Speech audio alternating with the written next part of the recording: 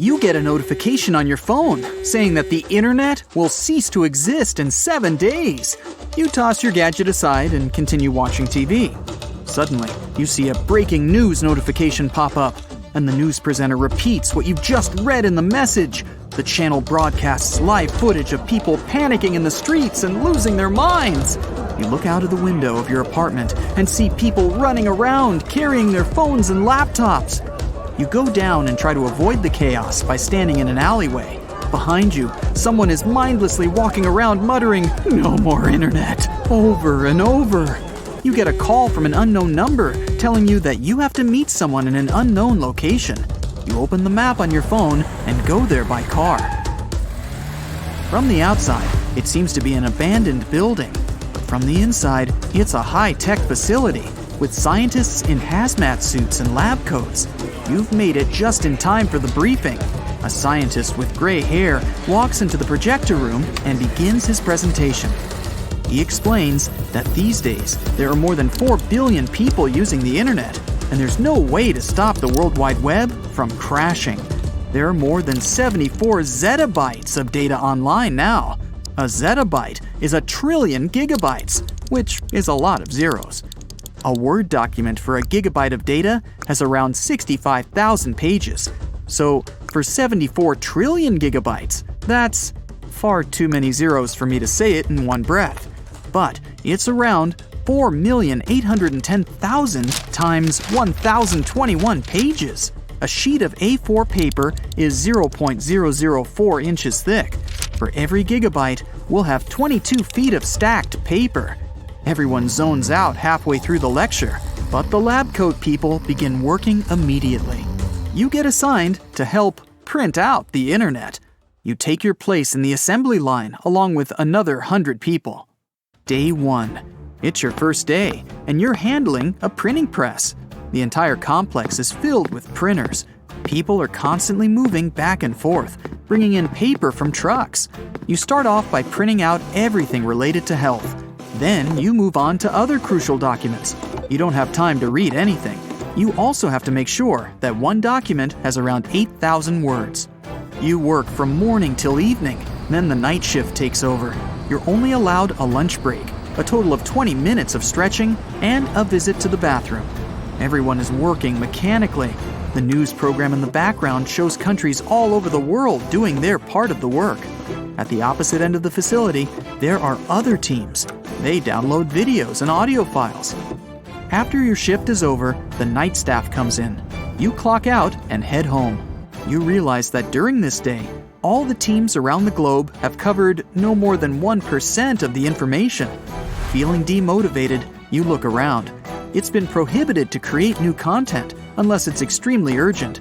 Each day can produce so much information that there won't be time to download it. Day 2. You're back at the assembly line. You didn't sleep well last night and can't concentrate. Everyone else around you didn't have a good night's sleep either. Right before lunch, some people pass out in their working places and get treated right away. There are many other people around on standby, ready to take over. You print out the rest of the most important documents. Then you move on to the second-tier data, like articles, blogs, and so on. Your shift has been extended by another 2 hours. You go home exhausted and totally unprepared for the next day. Day 3. You arrive at work to see a whole new complex built next door.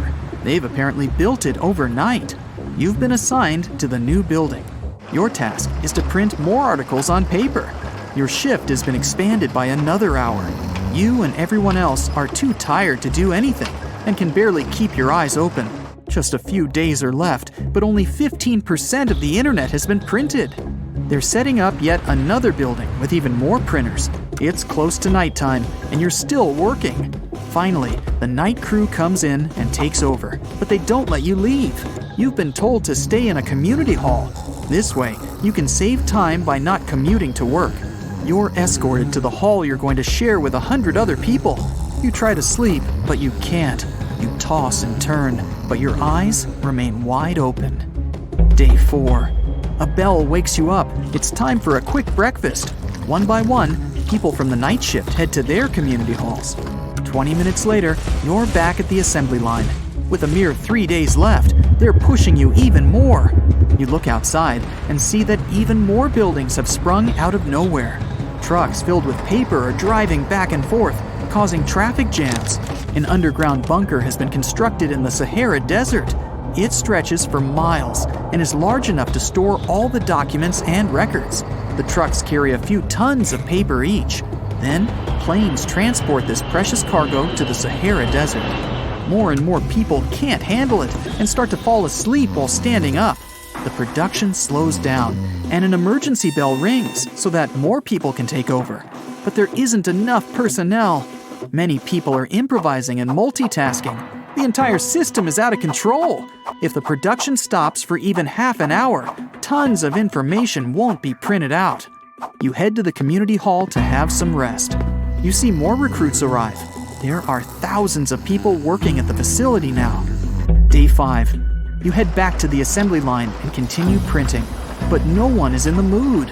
The production is slower than it should be, even though there are only 2 days left. The news shows that people in the streets are still panicking. Many of them are filming themselves, but it's useless since it won't be archived. With the whole world working double time since day 1, around 70% of the internet has been printed. But people are running out of paper. Paper manufacturers can't keep up with the demand. By the final day, there may not be any paper left. Day 6. You feel tremendous pressure. Everyone is nervous. People make mistakes more and more often, which slows the process down. Since the printing machines have been working non-stop for 6 days, many of them have broken down and got replaced. Day 7. This is it. Only several hours are left. You didn't sleep at all last night. In fact, the whole world was awake, waiting for the countdown to begin. All the important stuff has been printed. All that's left is more trivial things. And still, even they shouldn't go to waste. Everyone, including the night crew, is working double time. Paper production companies have found a way to produce more paper just in time. 12 hours left. Your eyes are closing. Your body is weak. The only thing you crave is your bed. You're hungry, and your head feels heavy. The video and audio teams have officially finished downloading and backing up everything. Only a few countries still print out the information. 1 hour left. You're mechanically clicking print, adjusting the word count, and fixing the margins. You've been doing it for such a long time that now you can do it with your eyes closed. But you jolt up every now and then and try to focus on your work. The whole world tunes in for the end of the internet. Only 0.5% of data remains unprinted, but you're minutes away from the internet shutdown.